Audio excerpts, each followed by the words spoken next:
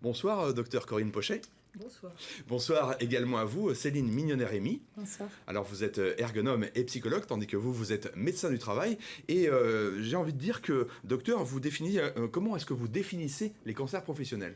Alors, les cancers professionnels, tout est dans le titre, ce sont des cancers qui sont liés directement ou indirectement au travail et qui sont liés en général à une exposition à des agents cancérigènes.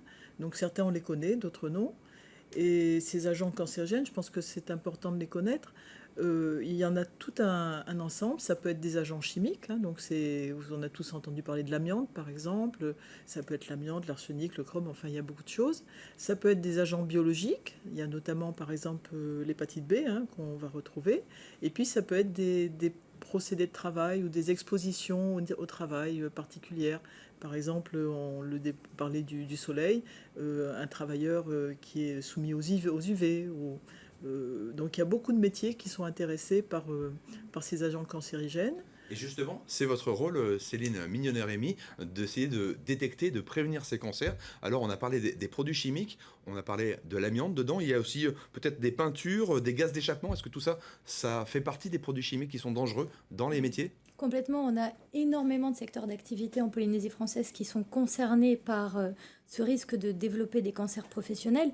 Et c'est vrai que comme Toté Pochet le disait, on a beaucoup de métiers. Donc on a notamment aussi tout ce qui est métier de la pêche, avec l'exposition au soleil. On a les métiers de l'agriculteur. Ça veut dire qu'un pêcheur, par exemple, qui aurait un cancer de la peau, pourrait dire « Eh bien ça, c'est à cause de mon travail ». Et qu'est-ce que ça changerait de le dire ? Qu'est-ce que ça changerait ? Ça, c'est important. En termes notamment d'indemnisation en réalité. Quand on développe un cancer professionnel et qu'on le déclare en maladie professionnelle, et aujourd'hui c'est toute la problématique, c'est qu'on n'a pas de cancer professionnel déclaré en maladie professionnelle.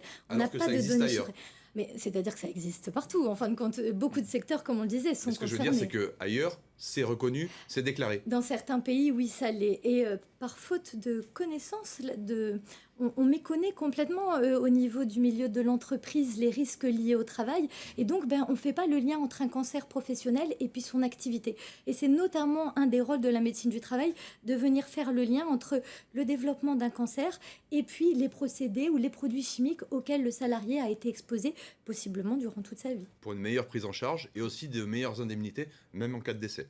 Oui, c'est très bien ce que tu dis en effet, parce que les cancers professionnels, en gros, ils peuvent être pris en charge de deux manières au niveau de la CPS. Soit en longue maladie, le fameux carnet rouge qu'on connaît tous, soit au niveau du dispositif maladie professionnelle, celui qui est sous-utilisé actuellement, j'ai même envie de dire qu'il n'est pas utilisé par mes connaissances.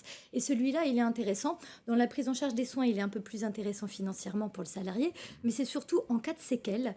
Là, pour le coup, il y a une rente qui peut être versée au salarié, et malheureusement, si un décès survient quand le salarié est au travail, ou même plus tard, quand il est à la retraite, les ayants droit, donc la famille, peut bénéficier d'une rente. Donc il y a tout intérêt à utiliser ce canal, à connaître le canal maladie professionnelle. Docteur, est-ce que vous avez identifié les cancers qui sont les plus répandus en lien avec les métiers ? Alors, il y a certains cancers. Le problème des cancers professionnels, c'est qu'on n'a pas de cancer très spécifique. Par exemple, on va dire le cancer du poumon, qui est un des cancers extrêmement répandus, il sera lié aussi à de nombreuses expositions.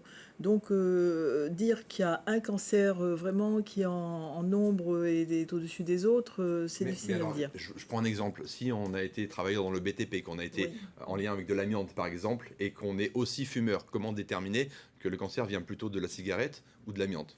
Alors, dans le cas de l'amiante, c'est un peu particulier parce qu'on peut développer des cancers qui sont très spécifiques de l'amiante et qui sont des cancers de la plèvre qu'on appelle les mésothéliums. Et là, dans 85% des cas, on sait que c'est lié à une exposition à l'amiante. Mais donc, par on peut contre, prétendre à cette indemnité et à cette prise en charge. Effectivement, on déclare le cancer en maladie professionnelle et donc on a une reconnaissance et les indemnités dont tu parlais.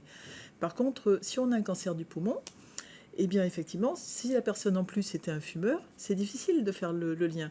Donc, c'est là que vont intervenir toute la traçabilité de l'exposition. C'est des choses qui seront donc déterminées tout au long de la vie professionnelle et que nous, disons les médecins du travail, on essaiera de tracer aussi et au niveau des entreprises. Merci à toutes les deux. On rappelle que votre conférence ouverte à tous a lieu demain à 17h à l'Amphi, c'est ça ? À l'Amphi du CHPF ? Exactement. Eh bien, on vous retrouvera aux côtés d'autres médecins, d'autres soignants, spécialistes de la question. On vous souhaite une excellente conférence demain. Merci. Voilà, merci à vous deux donc, et il est temps d'ouvrir notre page quotidienne consacrée aux élections municipales.